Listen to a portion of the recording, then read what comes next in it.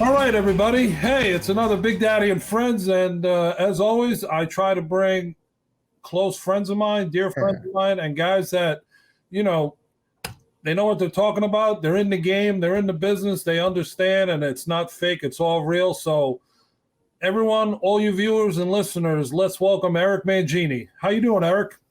I'm doing great, Big Daddy. I'm a little overdressed for the occasion. I can see that. I hope I'm not killing the show vibe, but I was just doing something else where I had to be dressed up, and I knew you'd appreciate me bringing a little formal flair to it. Yeah, I mean, anything, look at me. I'm just. You look great. This is a little big on me because, I started this health kick, and I'm down close to 70 pounds since last March. Okay, what's the secret? You get less and exercise. You get coronavirus first. That's the first step. I don't know if I want that. Yeah. The coronavirus diet started me off, and then it was just a matter of kind of sticking with it. I guess not the coronavirus part, but the when you lose your appetite and you're not eating and everything, you're like, wow, this weight just comes off like no problem. And then the diet and obviously the working out. I get up every morning. I'm in the gym at 6, and I do about an hour of cardio on some days, and then I do a little bit of weights. Look, I'm not a lineman anymore, so I don't need to be big. I just need to get the heart moving, and those are the two things: the diet and the cardio sessions have been even when I travel. When you say your diet, is it restrictive or is it keto? Like, it's a combination of keto, Atkins, I guess, if you want to call it that. I don't know. Yep. I don't try to go 7 days a week trying to be a stormtrooper and just march to a beat and don't eat anything. But I cut out a lot of things. So there's no more Umberto's pizza. There's no bagels, which, believe me, it's a struggle. You got to add a little Umberto's every now and then, though. You know what? And since, like I said, March, I've had it once. Mm-hmm. I had it once. Actually, when I was sick in bed with coronavirus, they sent it to me like 3 times. And Eric, you could have gave me $1 million. I couldn't eat it, smell it, or taste it.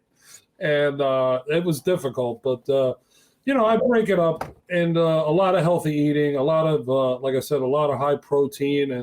And that's the key of the whole thing, because, when you're always on the go like we are and you're running around, and then you go to things are different now, but you're going into TV studios and there's catering and this and that and all.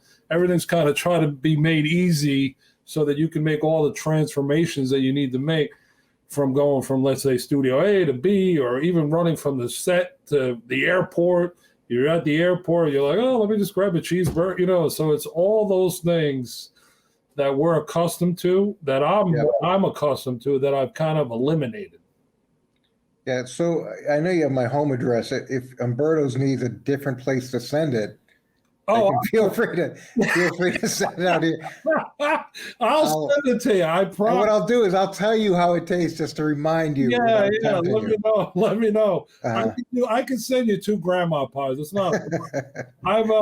It's funny when you get into that whole conversation. I've sent it out to Les Sneed out in L.A. Mm-hmm. His wife, Kara, is a very dear friend, and when I was featured by NFL Network, over 15 years ago, she came with me and her producer. I took them to Umberto's. Wow. So she became automatically hooked, and I shipped it out there. So I've shipped it to Thomas Dimitroff. I've shipped it to Roddy White. Funny, how am I not on this list? Because you never asked me. It's been too long. It's been too long. I know. Now I know. So now yes, I do have your home address. I'll get on that right away. And but anyway, so now for all the viewers and listeners, obviously I'm very well familiar with the story and on where you started, how you started, but give the people a little bit. You grew up in Hartford, Connecticut, right outside of Hartford. Yep. And I will tell this to everyone before you start.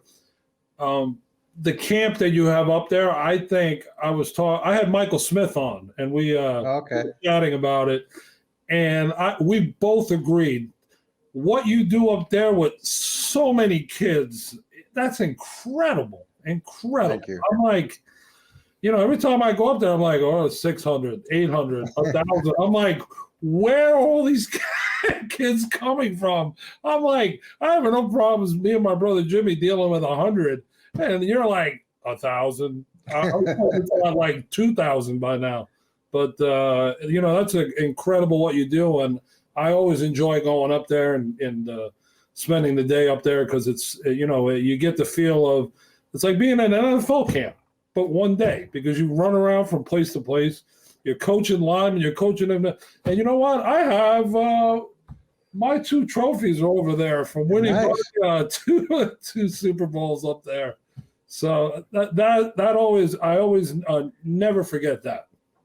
Well, thank you. And we're able to do that because of people like you who are generous with their time and generous with their resources.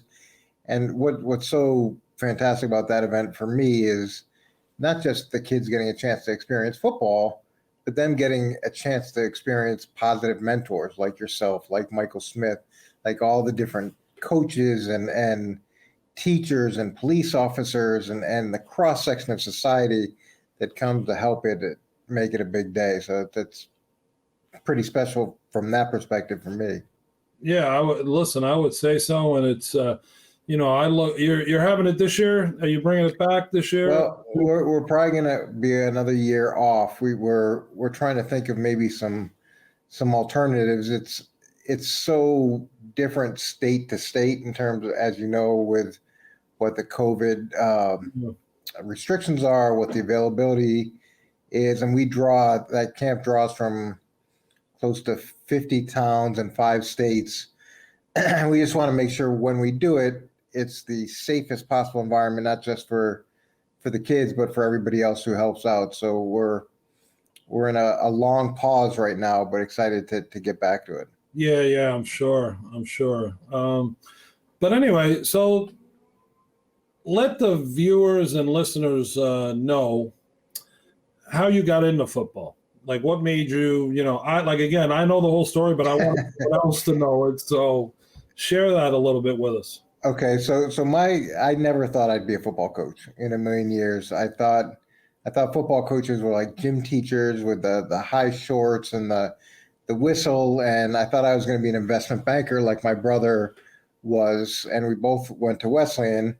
But during my junior year, I went and studied abroad in Australia. And Kyle, my brother, was there. He was working in an investment bank, was never home. So I didn't know anybody. And there was no TV, and I didn't have any friends. So I was looking for something to do. And a girl that he worked with, a woman he worked with, went into a sporting goods store. And there was a guy named Stan Long there who was trying to make friends with this woman. And he told her how he was coaching American football. And she went back and told my brother, who told me. And I thought, maybe I'll go see if I can volunteer with this guy and just have something to do, maybe make some friends. So I go and I meet with Stan Long, and he's the head coach of the Doncaster Devils. And we travel an hour to get to the team, and they were one of the better teams in the Australian comp. And about an hour into it, I realized that Stan didn't really know football very well. Stan knew how to do jumping jacks and push-ups, but there's no real internet back then, Big Daddy, so you couldn't check up on people like you could today. Yeah. So they let Stan go after 2 weeks. They asked me to be the head coach of this team, and I'm like 22 years old. I don't know anything, but I'm loving it, and I decide to try to help out. So that I'm getting stuff faxed to me from my college coach in the morning, putting it in at night. The team folds after a month. So I think, okay, I'm done with football. Great experience, made some friends. But a group of guys that I know went to this new team, the Q Colts. They asked me to come along. I was in love with it. I started coaching them. I was like the de facto head coach, D coordinator. They paid me to stay on during the summer instead of go home for my summer job that I needed to help with Wesleyan. We win the championship. I take the second semester of my senior year off. We win the championship again, and then I decide I'm going to try football as a career. I want to learn about this. So Kevin Spencer, who I think you know, Big Daddy, was my head coach at Wesleyan. He was now the offensive assistant at the Browns. He got me a job at the Browns as a ball boy. And I remember telling my mom, I'm going to go to Cleveland and work as a ball boy. And she's like, you have $25,000 in student loans. You just graduated from Wesleyan, and you're going to go pick up laundry as a ball boy? And I'm like, well, it's a bigger plan. I just want to see what's going on. I want to understand it. So I'm there. I'm working in the spring at OTAs. Can't afford to fly home to Connecticut for the break between OTAs and camp. So I volunteer in the PR department. Go back to being a ball boy. The season is coming. My reign as a ball boy is over now. Ball boys are like 15. I'm 23. I got a picture of me and like these 5 kids, and I'm about 1.5 feet taller than all of them with our things on. And so at the end of the summer, Kevin Byrne, who's the head of PR, says, we really liked what you did when you volunteered in the PR department during that block of time in between. Would you stay on for the season? So I said, yeah, I'll do that. So I stay on in PR for the season. I'm there all the time. Again, there's no internet, the overflow of work. Bill Belichick walks down to the office and says, hey, can you research this? Can you research that? He knows I'm a college kid and had that option available. Finish up that. I'm going to go be the O-line coach at Trinity College in Hartford. And Bill says, hey, do you want to stay on as a coach's assistant? I said, yeah, I'll do that. So I spend a year as a coach's assistant. The team announces the move. Bill gets fired. Think, uh-oh, I'm in trouble. Get an option with Ted Marchibroda to go to the Ravens for their first ever team as the offensive assistant. He said, do you want to do that? I said, yeah, I'll do it. Spend a year there. Bill Parcells gets a head job in New York. Bill Belichick is there. They said, do you want to come and be the defensive assistant? I said, yeah, I'll do that. Spend some time there.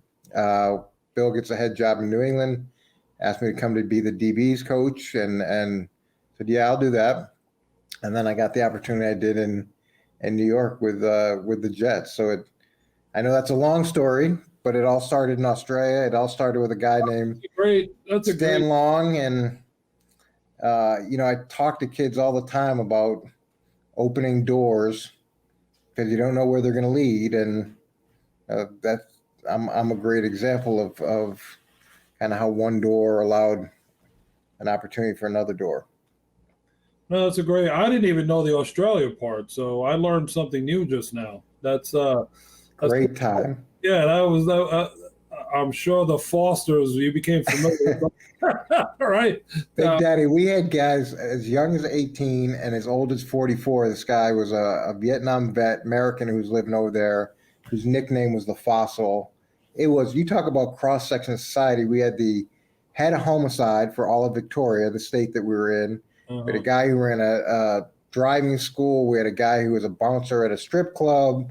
We had a guy who ran a clothing good, everything. We had every walk of life. Such a cool experience. I can only imagine. That's, I had the luxury of being in another country. I was in Peru when I was in 10th grade, and that was for 8 months. And that was, I remember that time period for 2 reasons. One, I had a blast because I was 15 and I was hanging out with U.S. Marines that worked at the embassy.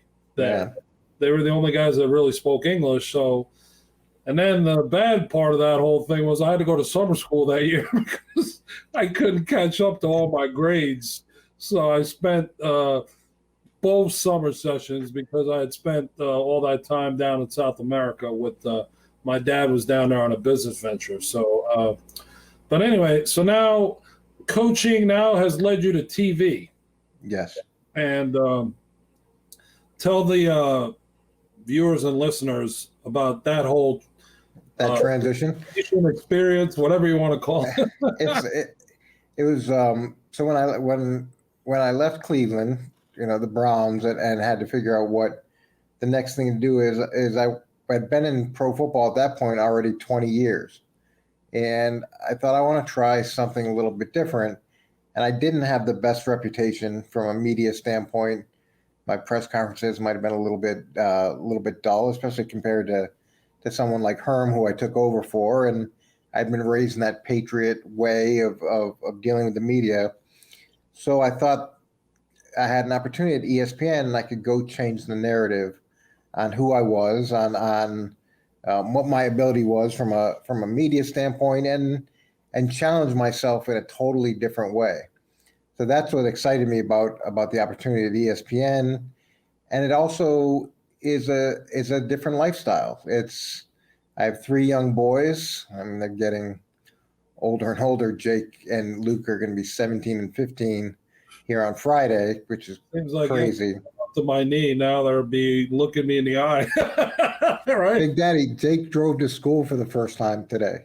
Oh, I mean, talk about these like crazy landmarks. yeah. But the TV's also given me an opportunity to experience parts of their lives that I never would be able to in coaching.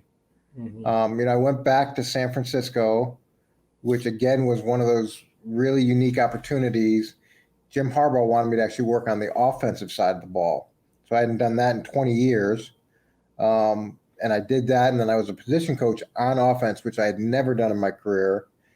Talk about stretching yourself. You're used to writing one way, defensive plays, and then suddenly you're writing a different way. It's just radically different. And then had an opportunity to, after San Francisco ended, to work with Fox, which is West Coast based, and then something opened up in New York. And again, different experiences, different formats of shows, different challenges. That was the thought process.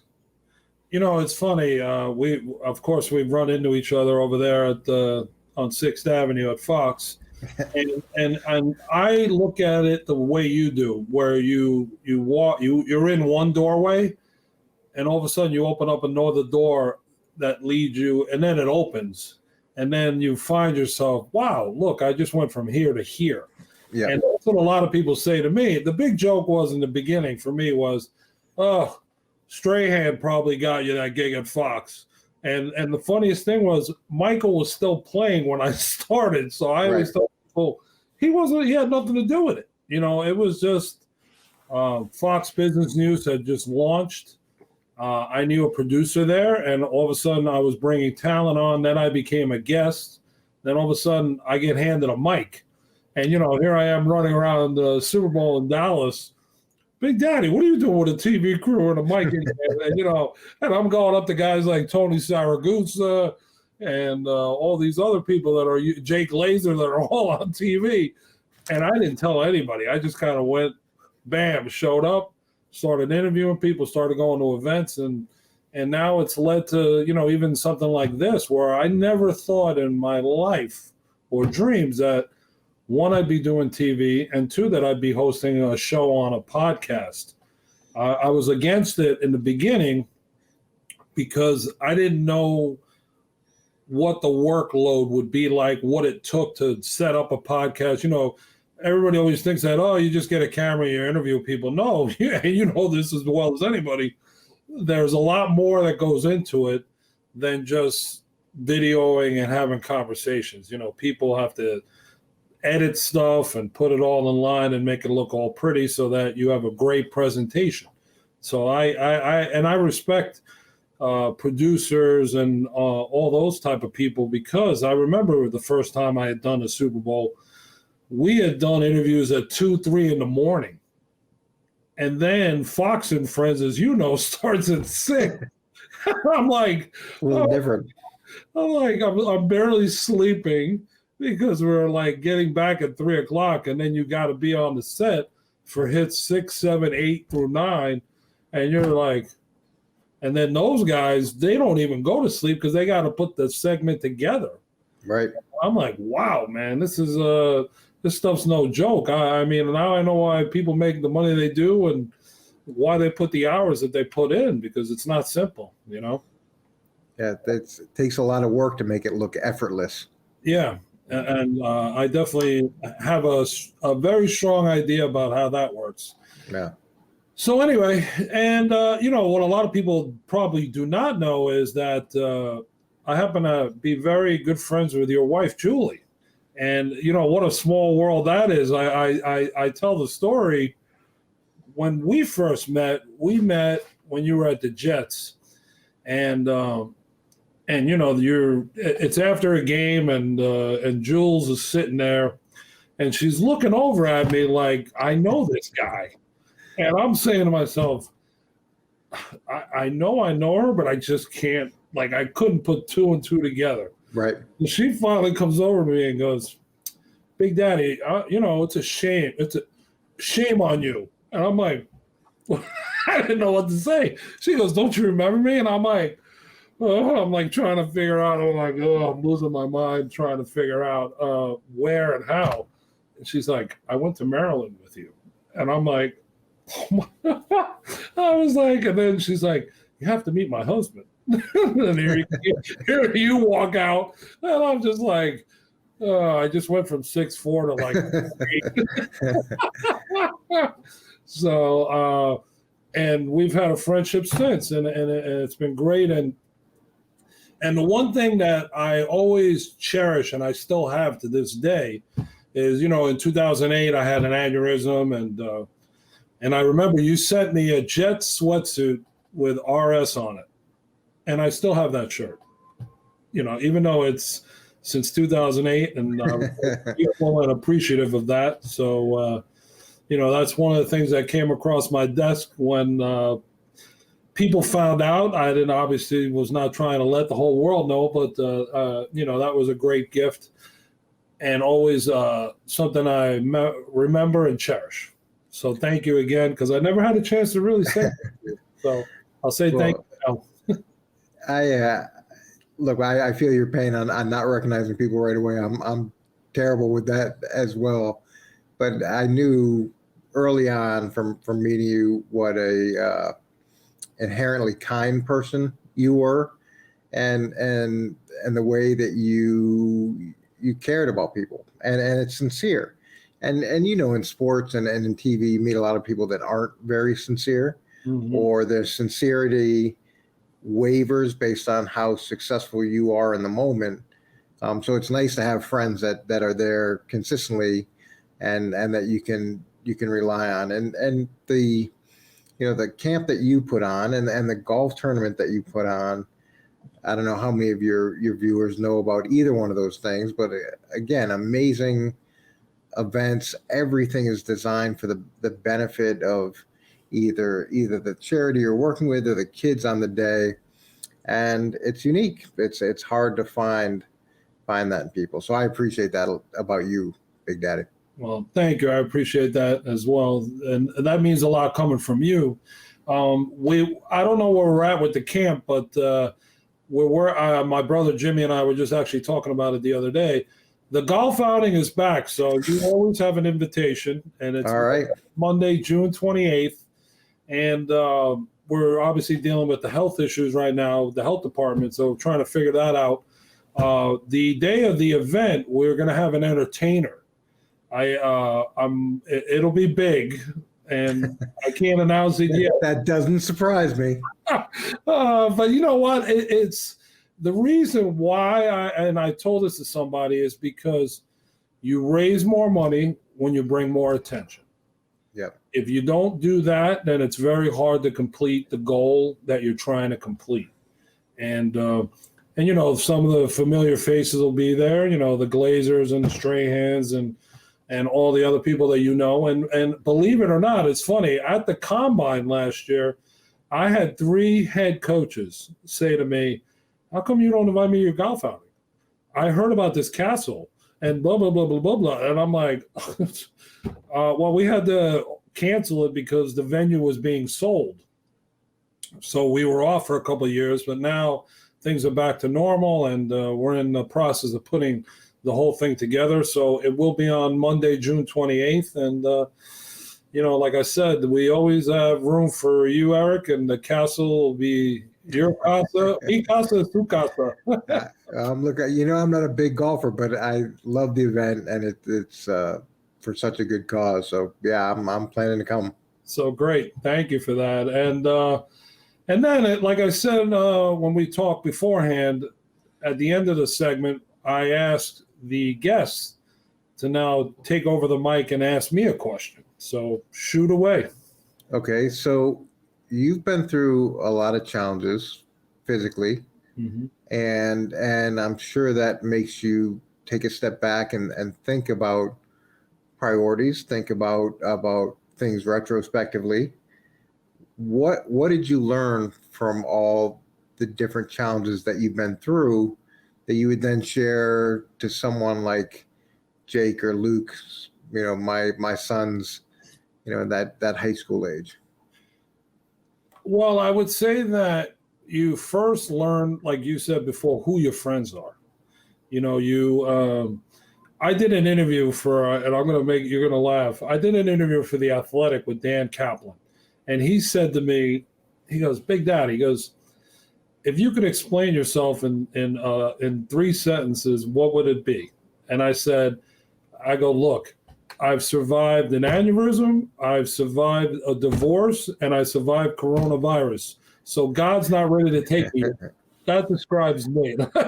And he goes, you really want me to print that? I said, yeah. I go, you just asked me a question. I just answered you.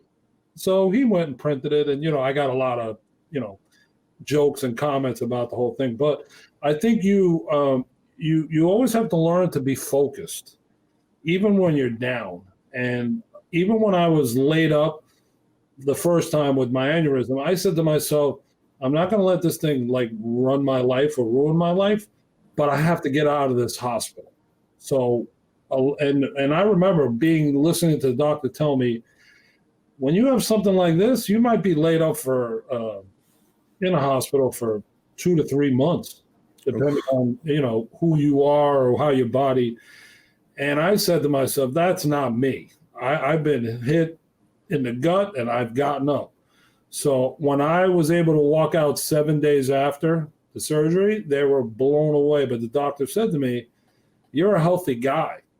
You just had this mishap and you have to move on with your life. But that took me 2 years really to really feel like I was back, because I was struggling when I got home. It took me a while to get up and moving, and the anesthesia to get out of your system and all that. And then finally, and me like a fool, I decided to go to a football game. And I'm like, I feel like I need a wheelchair to go from it was the old Meadowlands. And I'm parked right by, you remember when you walk into the tunnel? I'm right there. That walk for me felt like I was walking back to Long Island. Oof. Because I was out of it. And then, I'm wearing a ski cap because I've got this train track in my head. And I'm not trying to scare everybody. So I'm wearing a ski hat. And everyone's like, Big Daddy, it's October. What are you wearing a hat for? And I'm like, well, I like it. It's just, I didn't want to get into it. But anyway, I just think I would tell your sons that make a plan and stick to it and stay focused. And I always go by Lombardi saying, eliminate distraction. Anyone that's negative, anyone that is jealous of you or wants to bring you down, those are the people that you need to move on from. Because everyone's always trying to as they say, stick sand in your pockets to help you sink, because they're afraid of you being better than them. Right. Whatever you do. Doesn't matter if you're an athlete, you're a businessman, you could be the best teacher in the world. When you're at the top, someone's always trying to bring you down. So as long as you can eliminate distraction and stay focused with that plan, those are the words that I would tell. And that's what I just told a kid yesterday, actually. A parent that I knew asked me to get on a phone call. And I said, you know what? Let's do a Zoom. And the kid had surgery 2 years ago. He's still dealing with the rehab part of it, and how he just needs a little push, and the father can only push him so far. Right. So I got on when we had about a 30-minute Zoom call. And I told him, I said, listen, you're at a point in your life that you can still play baseball, because he's a pitcher and he just had surgery. I said, I can't go and play baseball, let alone any sport right now. I said, you got 2 more years of eligibility left. go rehab, get the job done, because you don't want to say later on, what if? Right. If I would have went this way, or if I would have went to if you're not happy with the doctor, go find another doctor. Go find another therapist. There's someone that's willing to work with you, but you also have to be able to put in the work, because you're the one that's rehabbing. It's your body that needs to be rehabbed, not the person pushing you. So that would be my take. That's the advice I would give to both boys. And I would say, look, I would tell both your sons, look, your mom knows me, your dad knows me, and I'm not the most intelligent guy or the smartest guy. I just know how to outwork people. I know how to get to a point where you can get in front of somebody that you need to get in front of, and then make my point, make my statement. Yeah. And that's it. I said, look, I told this again to someone else. I wasn't the smartest guy coming out of high school. That's why I went to prep school. I went to prep school to help myself get into college. I took college experience and I took it to another level where, hey, the same guys, the Billy Hamptons and the Clay Hamptons and all Mike Newsoms and all those guys, when they were ball boys and equipment guys, all those guys elevated to different places, just like you. You went from here, you went to here. Yep. Well, you keep those relationships intact. People don't forget. Right. You treat people the right way also, they don't forget. They're going to remember. And that's why I could say there I have about 5,000 or so business cards and 400 million phone numbers and emails and whatnot. And I try to stay in front of everybody. Yeah. So I think those are the keys to success and the advice I would give to young kids. All right. Great stuff. How's that sound, Coach? That sounds fantastic. I'm going to share it with him. Yeah, absolutely. But anyway, hey, our time's up, and I got to say, Eric, this is great. I can't thank you enough for coming on, because it means the world to me that not only you being a friend, but also the person that you are and where you've been and where you're heading. I can't say thank you enough. Well, thank you, Big Daddy. Hopefully I'll be on this podcast several more times. And yeah, absolutely. Great catching up with you. Thank you, and you too. And I'll get that pizza out to you. I'll be looking. I know you. I'll get it out to you. So for all you viewers and all you listeners out there, I hope you enjoyed my time with Eric Mangini. Keep an eye out for him. He's on Fox. Every day? What is it? It changes. Yeah. Yep. But keep an eye out for him at Fox Sports. And till next time, it's Big Daddy. I'll see everyone real soon. Have a great day. And remember, you can check us out on Apple, on Spotify podcasts, and also on YouTube.com. Leave a comment and let me know how I'm doing. All right?